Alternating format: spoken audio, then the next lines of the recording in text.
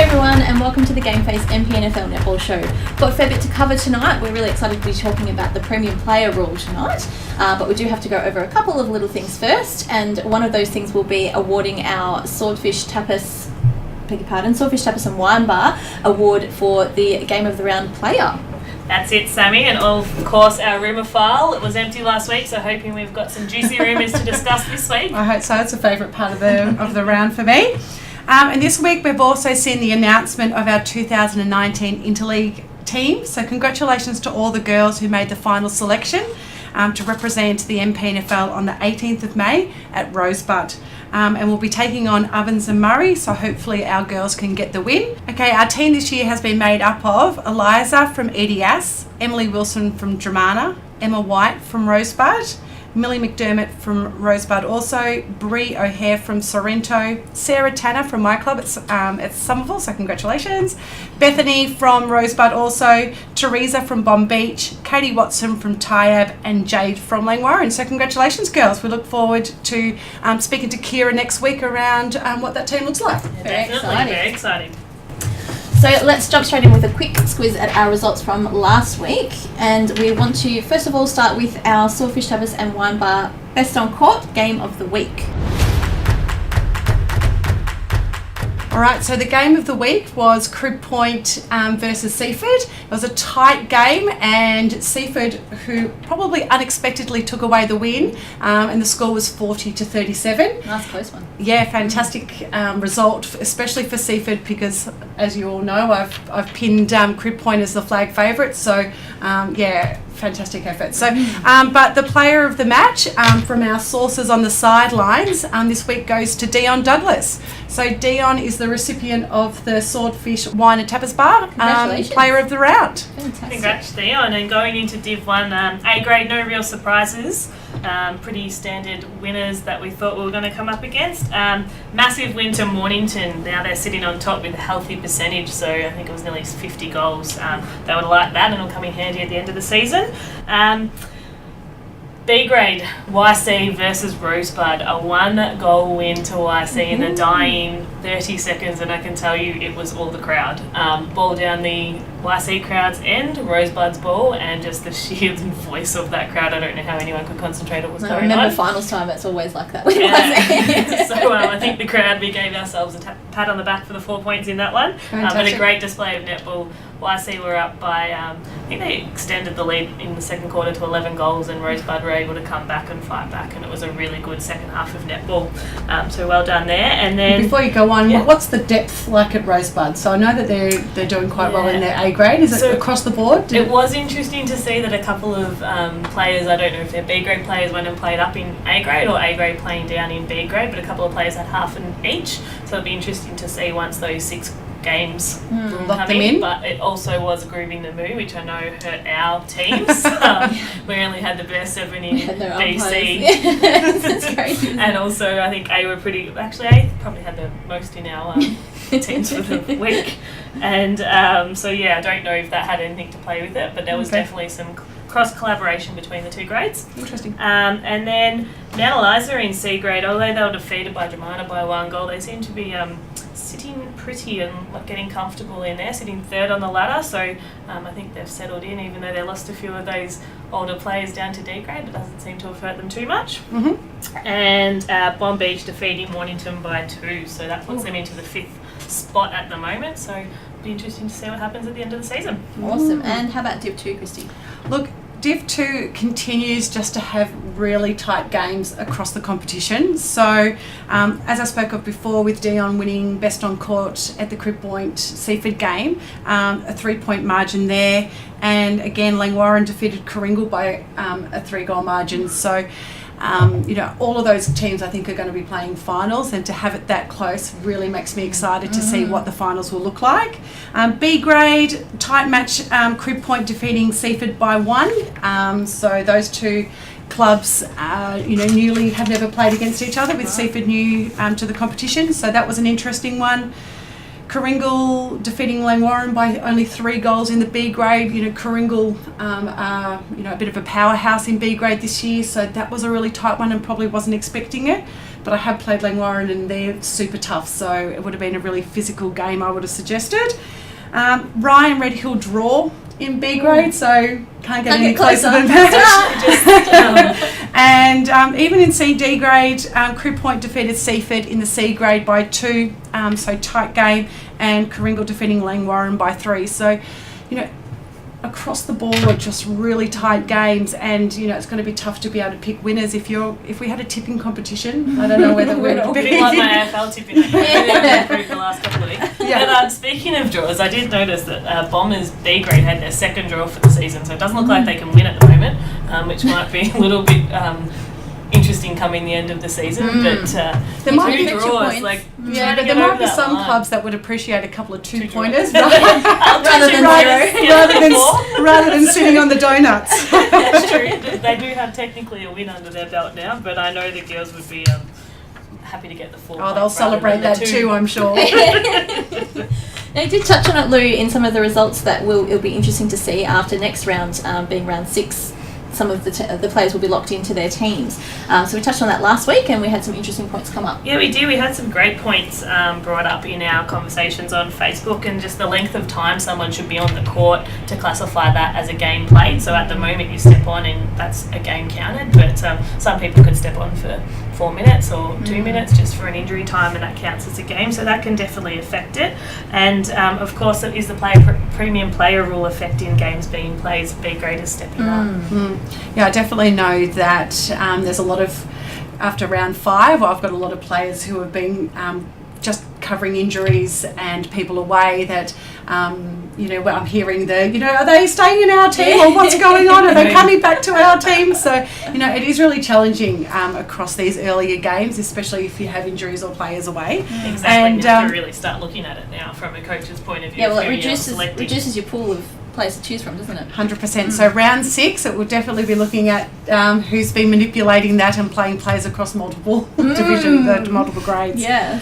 Yeah, but speaking of the premium player rule, it's been a hot topic, which one that I'm looking forward to discussing, so we'll all cover it off today. So now that we've witnessed the new premium player rule over the first 5 rounds, let's jump into it and have a look at what that looks like. Oh, I think as you mentioned in your wrap-up of the results, Christy, it's definitely doing the job in Division 2 with such even competition. It's really evened up the teams, and some great results, like 2-3 points. You couldn't ask for a better game of netball and a display of netball for people coming to watch. It definitely has done the same thing in A grade. There's A grade Div 1. There's still a little bit of probably top and bottom separation in, but I think that the gap is closer. The gap is definitely closer, as you can see from the top 6, and I think those teams that are struggling obviously don't have as many of the top players in there at the sides at the moment. And similar to what you mentioned before with the YCW game last week, is that there can be a huge impact with the amount of crowd that you have on the at the ground. So if the games are as tight as that, then a home ground advantage can actually become a real key point with who's supporting the girls across the line if the games are as tight as they are. Yeah. And I really love the fact that people are sticking around to watch the games because they are more enjoyable to watch. No one wants to watch a club being belted by 100 goals. So I think that's a huge plus. Definitely. And do you think it's really good too? I feel like it's taken out that factor of buying a premiership. There was a little bit of talk, especially a couple of years ago, about bringing certain players into the club and, being able to pay them so that you can actually have the talent. You buy the talent rather than grow the talent. Yeah, definitely. I think players within clubs probably appreciate that as well. It gives them the time to actually play with some VNL players and get more court on time. On court time. Yes. Good English there. We knew what you meant. But there's a playing with, and that definitely improves their skills because you learn a lot when you're playing at a higher level of netball, and when you can integrate that with your other players, you can see the collaboration between the girls. It's different. And I think there's a real clear pathway now between your own club for players who are developing. So the younger girls who may not have been ready to go into an A or a B grade side now can see that there is an avenue available to them. So, you know, they might have, even if it's just a half season in a C or a D grade side, they've got the ability to step up because there has to be those non-premium players taking the court in that A grade court. So, you know, I think that that's a huge plus for, you know, those players. Yeah, and it holds clubs accountable there. Like, Yep. it holds them accountable for nurturing talent within them. You know, having girls that have been there from the start and working their way up and just improving year on year out, it gives them a reward as well to be playing with these top level players. Yeah, absolutely. So I guess it's a great thing that was introduced, but how about, do you think there's a little bit of some loopholes that we can maybe exploit? Oh yeah, there's definitely in any you know, whether we're coming up to the federal election, you know, if whenever there's a rule that's made, there's going to be someone who's going to find a loophole and they're going to work out a way to be able to manipulate that potentially to their benefit. Look, I don't know. I think there's definitely, from what we said, obviously there's a hell of a lot of good things coming out of the rule. Yep. I think one thing for us that we've noticed, and that sort of, as we said, it gives our clubs opportunities to nurture players, but clubs that have nurtured players and now have that VNL opportunity, they don't get that reward for, you know, that The hard player work. counts as a VNL player, yet they've been there through the club for the whole time. So There's no reward for loyalty there, yeah, is there? exactly. There's no reward for players that have been 3-4 plus years. That, you know, even your Adrian Harris's and Dion, they've been at Crib Point from day dot, and they're hampered now because of this rule that's coming in. So there are a little bit of, I think it needs a little bit of work, but it's obviously doing the job it's meant to do that it was brought in And talking for. about, before we were talking about getting the crowds in because it's such a great game of netball, do you think that the quality of our competition may be a little bit hampered because the limitation of VNL players means that they might go and play for different competitions? I do think this will happen over time, and that's why I really think that there's merit in really reviewing this bylaw. It is just a bylaw, so this can be changed at the end of any season. So the netball presidents at last week's operations meeting did talk about, you know, several points relating to the rule, and one of those I think will be when they'll review it, what will that look like, who's going to be included in that. You know, so this doesn't necessarily have to be a rule that's going to stick around forever. So, Exactly. you know, it's really important probably to have this now to even out the competition, give our struggling clubs the opportunity to build those younger players, Especially with the introduction of the under-17s too. That's coming right. into it. Exactly. Introduce some, maybe one or two players that they might be able to get their hands on to their club, and then once that they've established that, then we can, you know, look at reviewing it and potentially removing it altogether. And I know that a player point system definitely has been thrown around, and that could be a viable option moving forward. But again, Would have to be well planned though, wouldn't it? Because it would be so difficult to administer. So giving us some time, having this, That's gives right. us some time to then maybe develop that system. And that's really the key point. I know that the football use a play point system, but they also have systems in place for that to be administered. We really need to look at what that would look for, like at netball, and whether we will need to manually do that, whether it be at club level, whether it be through the MPNFL, and that would be the huge challenge. But that's also something like a player point system, if that was to come, allows the fact players that have been playing ANL, you know, ex-ANL, ex-BNL players from a long time ago. Throw in an ex-Australian player. We've Yes, got them but in they're our not counted competition at at the the moment, moment, are they? and Yeah. they're not counted as a premium player. So that definitely will lend, and will also reward players that have been at their clubs. So there is definitely merit for that. But as you said, you know, are we confident that we can administer it properly so it's not, you know, most of the clubs are all run by volunteers, and it's a hard job as it is now. Yeah, and there's adding so an many extra details. level. Yeah, I'd be really definitely. interested to know, because I know that there's a lot of players that play in our competition that have played in leagues across the state, whether there's any premium player rules that anyone's using elsewhere. Because again, no need to reinvent the wheel. If this is in place in other competitions, let's see if that would work for us.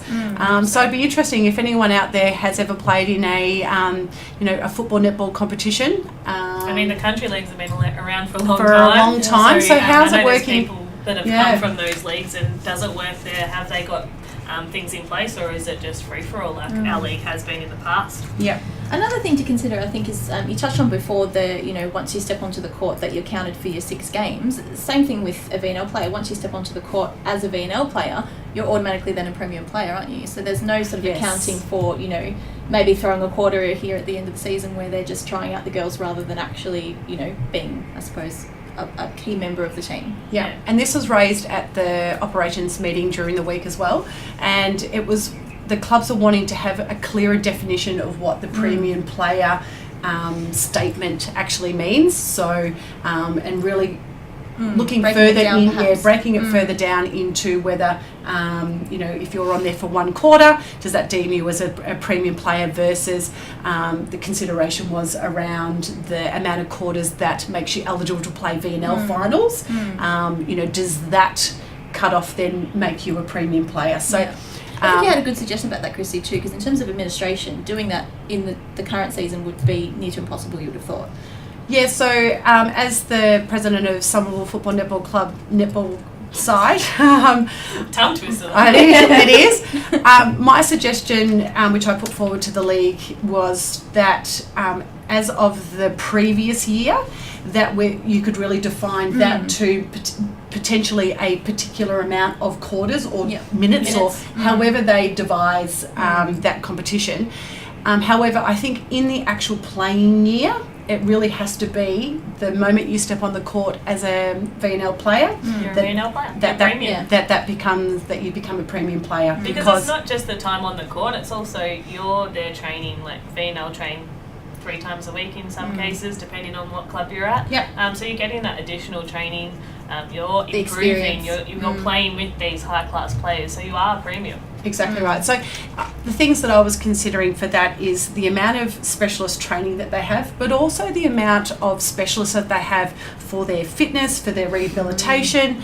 They get really extensive feedback, videos of their games, all of those things that are getting provided to you as a player at that VNL level or above, including the ANL and Super League and everything else that we have available. That really does step them into a different league compared to someone who's, just happens to be talented but doesn't necessarily want to play that next level. Yeah, definitely.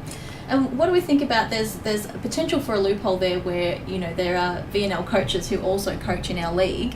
Do you think there'd be anything going on there where they'd be planning to put someone on court at VNL so that when they came up against them next week that they would count as a premium player? Oh, I would hope not. I would hope not, but you never know.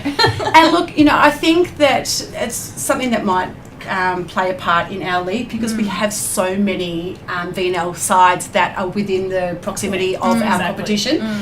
So it's probably not something that would ever come up in many other football netball leagues. But look, I think we have one of the most VNL clubs for a region, which means our netball is super strong. But exactly it also right. lends to some manipulation in different cases. And if does it happen, you don't know. But you'd hope that coaches are more honest with they want to put the right players on the court.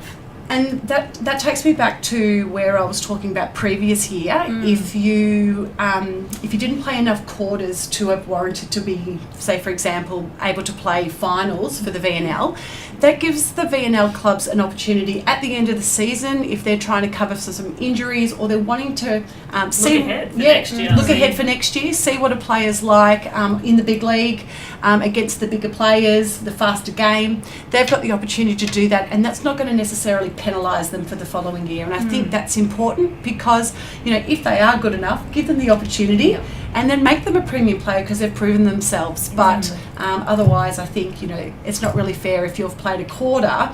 You go to selections, you miss out, but all of a sudden, you're still deemed as a premium player. So I see some merit in that. For sure. And do you think the under-19 should be considered, so under-19 VNL players, should they be considered a premium player for the upcoming season, and what's your thoughts around that? I'm 100% a believer of a under-19 VNL player being deemed as a premium player. Are they currently?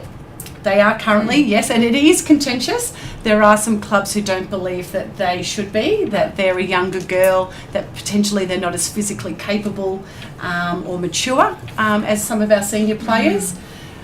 But I completely disagree with that. I think a lot, you look at some of our older players, and you say they're older now, but they were playing that high level netball when they were under. Like us. Yeah. But I don't know if I can put myself in that. Do you think you could probably make that argument for footy? But I don't know that you can make that argument for netball because genetically speaking, females develop quicker anyway. So I'm not sure that I think if you've got the talent, you're going to have, there are definitely players that probably aren't of a bigger build, but they're not necessarily going to be in those premium teams. So if you're in a premium team, you've got the skills, you've got the ability, and that talent up there. Those games are similar to A grade level anyway. Yeah, absolutely. I think statistics will show if you go and have a look at the players that are playing either VNL now or have previously when they were younger and fitter and all of those things that you need to be.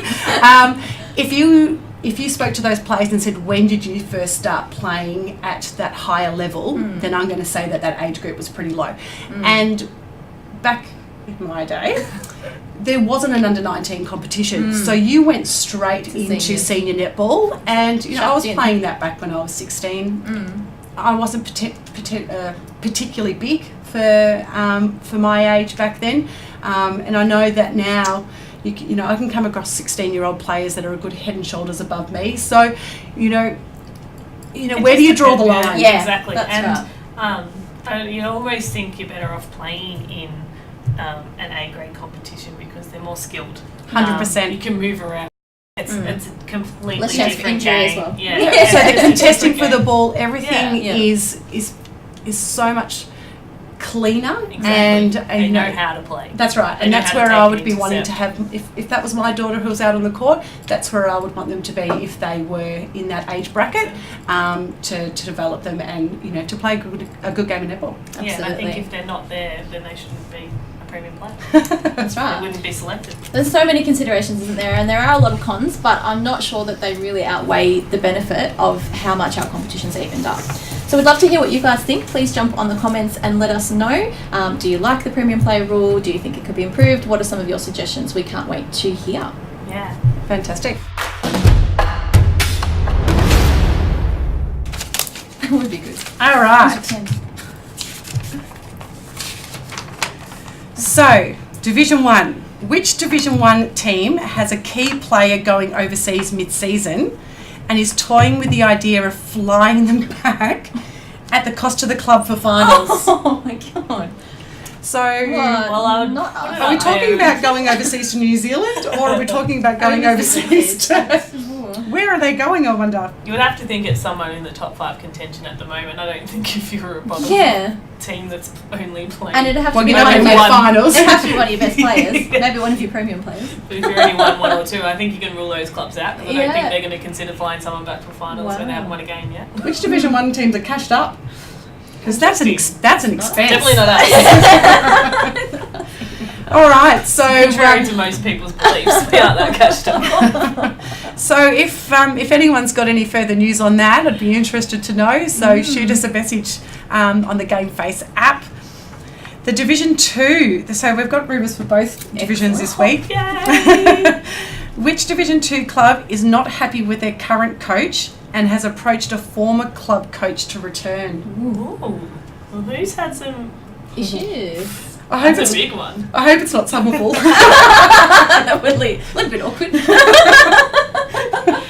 That would be awkward. Haven't you put your hand up saying you want to leave? Well, not leave, sorry. Take a step down from... Jeez, I don't know who that Well, could who's got new coaches this year?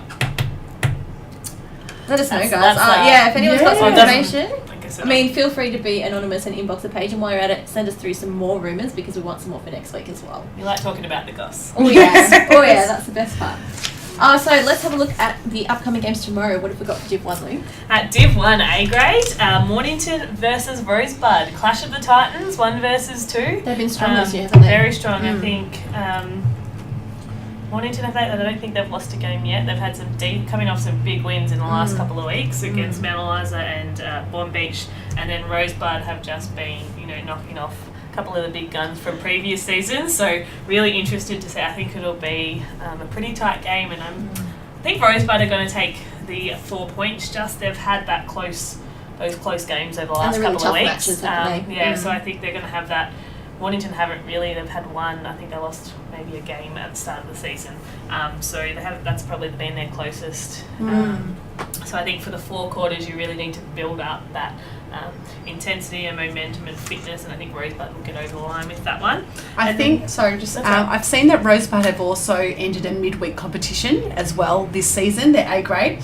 So in these early rounds, I think that's a huge benefit because they will have that cohesion on the court, and I think that could really hold them in good stead. So I'm going to tip Rosebud for that one too. And then I think Mount Eliza Bomb Beach across all grades is going to be a really interesting Tussle. I think Mount Eliza C grade will just have it above Bomb Beach, but I know I gave them a little bit of flack the other week, but they've had some really close games, Bomb Beach, and I think it will be a really good tussle, and Mount Eliza are sitting pretty at the moment in 3rd spot. And then the other 2 grades as well, I think it'll be a really, really tight game, so I'm interested to see what happens in the who comes away with the 4 points. How fantastic when all grades against on the day are going to be super tight. Great games. And Div 2, Christy. The big game in the A grade this round, I think, will be the Seaford versus Hastings game. So Seaford came away with a win against Crib Point last weekend. So that was a bit of a shock win. Really stamping their foot on your comp, aren't they? Yeah, they really are. I know. So us Division 2 teams need to lift there a little bit. We can't let a Division 1 team come in and win the flag.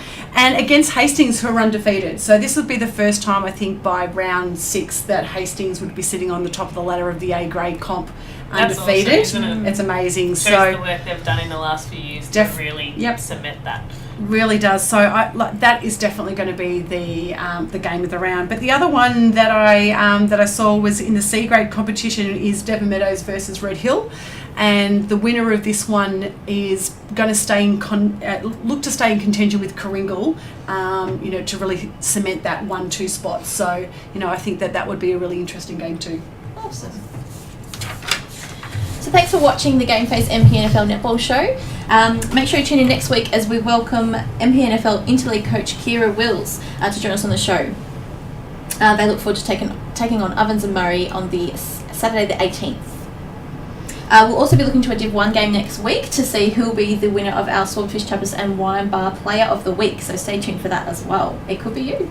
All right, and this week we would like to congratulate Rosebud's goal shooter Lauren Robinson, who plays her 150th game for Rosebud tomorrow. Massive milestone. Yes, so Lauren has been a member of the inaugural Nepean League Rosebud Premiership side back in 2009, and in her 150 games, 147 of those were the A grade and just 3 games in BC grade. So great effort. That's a huge achievement. So good luck to Lauren, and I'm sure we'll be looking forward to a ripper game as they come against top of the table Mornington. And she's been one of those stalwart players for Rosebud, probably the most familiar face out of their club, so it'll be really good to see them get the 4 points on the weekend. Yeah. And a massive shout out to our sponsors, Frankie Media and Swifts Locker. If your website needs a revamp, the team at Frankie Media have you covered, and check out frankiemedia.com.au for more info. And our friends at Swifts Locker now are offering these gorgeous ugly sweaters that can be customised to suit your club. Super warm and cosy too. They've kept me nice and toasty today, and making them the perfect addition to your club apparel for those cold winter days. Contact the guys at Swiss Locker for more info. Thanks for tuning in, guys, and we look forward to seeing you next week. See you then, guys. Cheers. Have a great week. Cheers.